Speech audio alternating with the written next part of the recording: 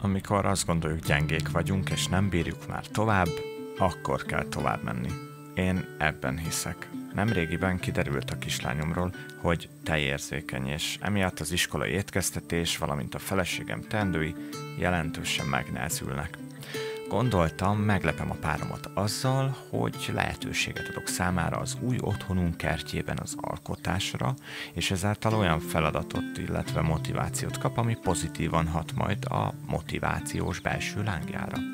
Elhatároztam, hogy ki fogom takarítani a nyakig érő gazt, a vadhálóval körbekerített kiskertben, és az előző tulajdonos által a földben hagyott szemetet és műanyag bálakötözőket. Azt gondolom, az alkotás maga a teremtés pedig az élet része. Ezt a képességünket, ha nem használjuk, elsurvadunk és boldogtalanná válhatunk tétlenségünkben. Mivel a terület még nem lekerített, így éjszaka a vadállatok játszótere a kertünk. Ez az egyetlen lehetőség van arra, hogy el tudjunk ültetni egy-két gyümölcsfát, esetleg kis veteményest alakítsunk ki. Végszónak. Eddig életünk során mindent meg tudtunk oldani. Volt, amit nagyon nehezen, de még itt vagyunk. A szeretet és a célok pedig utat mutatnak a sötétben.